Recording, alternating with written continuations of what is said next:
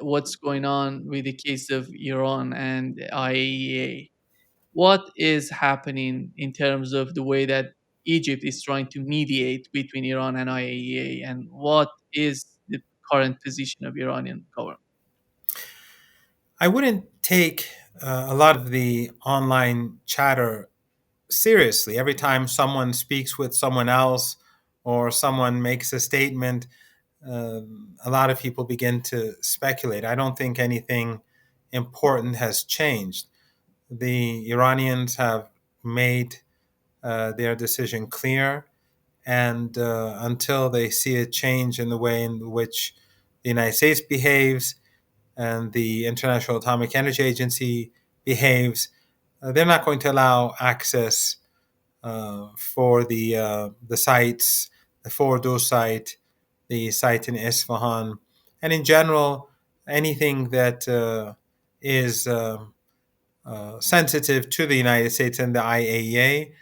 Uh, they will not give that access. They will probably continue giving access for the time being to the Tehran reactor, which is for producing medical isotopes for cancer patients, the nuclear reactor in Bushehr, which was constructed mainly by the Russians, and the Russians have a obligation to allow the International Atomic Energy Agency access.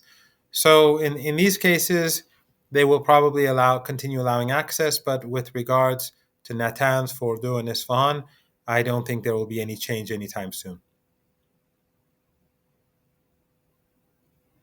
I can't hear you.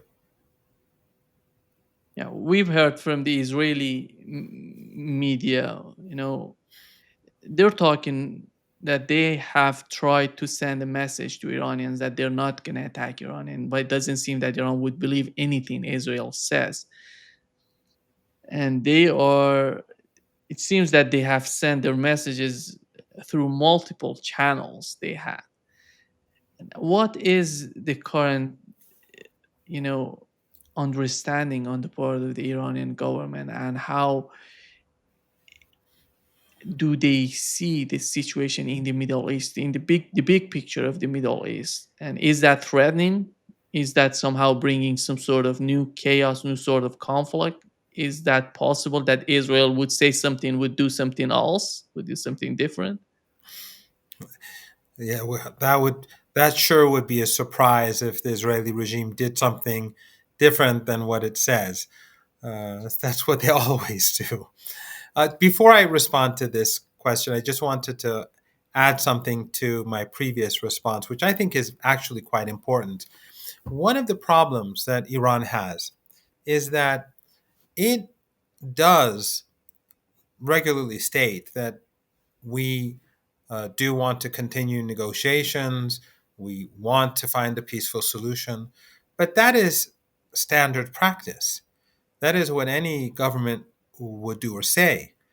If Iran didn't say that, the Americans and the Europeans would, and the Israeli regime, of course, would use this as some sort of uh, tool to demonize Iran and to say Iran is is not prepared to uh, negotiate, and it's not prepared to find a solution.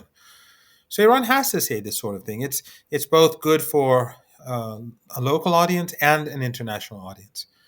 But the problem is that in the West, they are constantly reading these statements and interpreting this as a sign of weakness on behalf of Iran. Someone sent an article, I think, from The Economist. I didn't read the article, but the title basically was saying that, and the person who sent the article was saying that they're saying that Iran is looking for a way out, looking to somehow improve its relations with the West, and depicting Iran, from my understanding, I didn't read the article, as I said, but from my understanding, depicting Iran as weak and vulnerable and feeling insecure. That is not true. That is not true at all. The Iranians actually, I think, are much more decisive today about the path forward than they have ever been before. at least in the last 3 decades.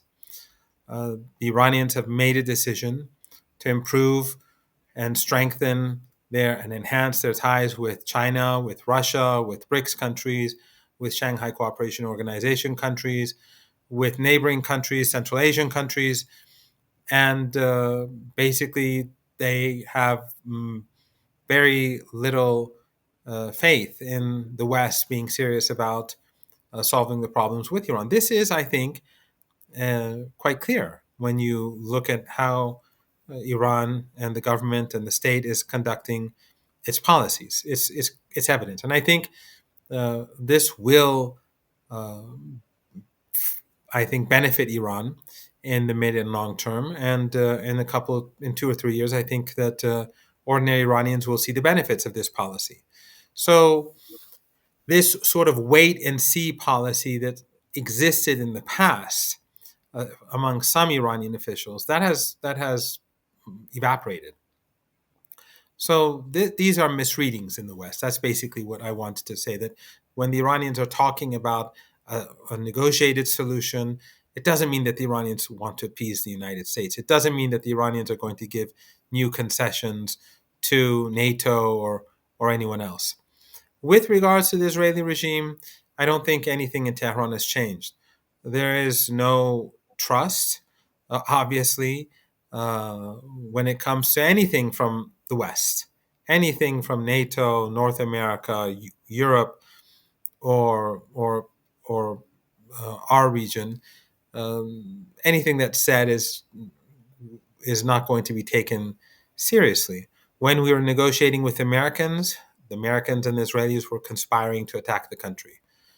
I think that's clear enough for Iranians to figure out how much you can trust the United States. When the International Atomic Energy, when the Europeans asked Iran to negotiate a deal with the International Atomic Energy Agency and made promises to resolve differences if it did so, the Iranians, knowing that the Europeans were lying and knowing that the Americans were not going to give them the uh, the authority to do anything, they signed it anyway just to prove a point.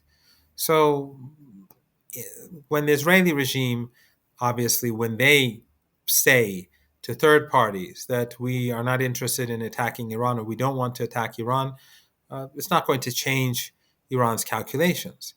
Iran is preparing itself for war, and the best way to prevent war is to be prepared for war. So Iran's capabilities are being enhanced. Iran's military uh, is working at all levels, and so is the government to deal with whatever shortcomings the country had during the war and to strengthen further those capabilities that were effective during the war. Does that mean the cooperation with Russia and China? Yes, without a doubt. Without a doubt. Iran's cooperation with Russia and China is, by the way, as you know, not just military. And it's been ongoing, especially with the Russians for quite a while.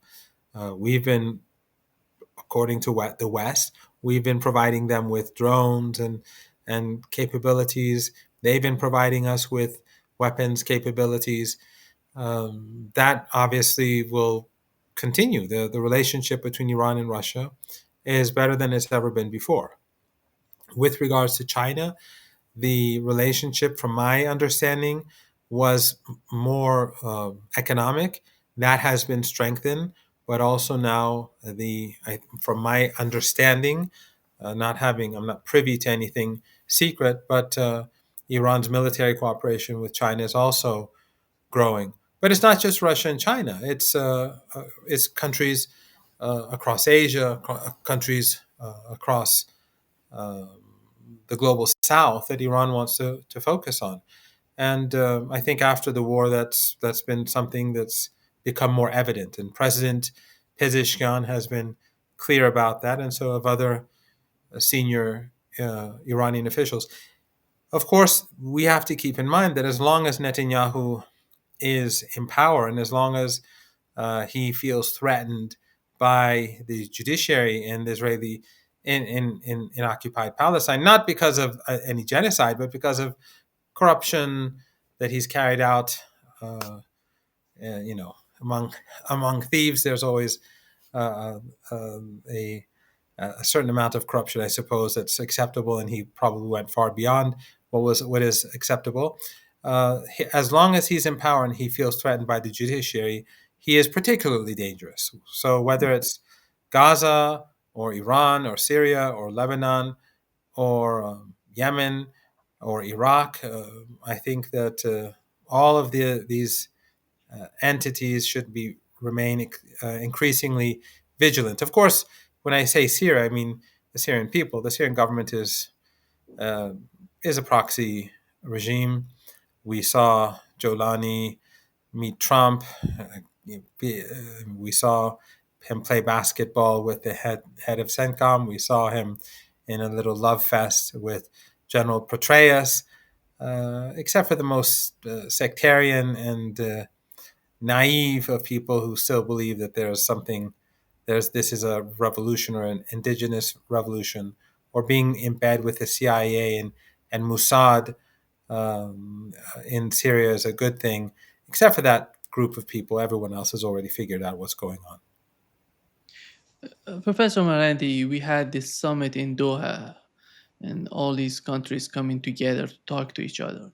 How do you see the position of the Arab states so far in the aftermath of what has happened and what is happening with with the case of genocide in Gaza in the West Bank and the war against Lebanon? Do you think that the Arabs are changing somehow understanding the reality of the Middle East? Because we've learned from Turkey Al Faisal, the former head of the intelligence of Saudi Arabia. He said that the enemy, the threat to the stability of the Middle East is Israel, is not Iran. We know that wasn't the case. The propaganda before October the 7th was all you know somehow targeting Iran and the foreign policy of Iran, Iran being the worst enemy of all these countries in the Middle East. Right now, the tone is somehow changing. How do you see that would be interpreted in the foreign policies of these Arab states? Well, these governments, and he, of course, was one of the key supporters of ISIS and Al Qaeda and all these other terror groups during the U.S. led dirty war in Syria. But but in the past, when these governments were constantly claiming that Iran was the number one threat to the region, according to polls taken by Western agencies in the region, that was never the perception of the public. And the public had always believed that the Israeli regime was the threat to the region. But there's always been a major disconnect between these dictatorships, these family dictatorships, and the general public in their countries. Today, uh, does anyone really believe that there's a single country where the population supports the policies of their governments with regards to Israel, the Israeli regime in West Asia, except for Yemen or Iran?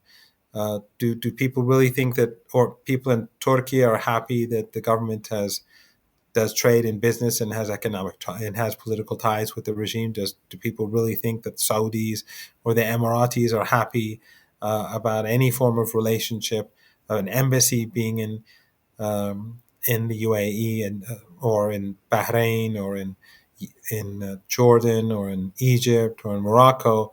No, none of the populations in these countries are happy with these policies. And actually, this is something that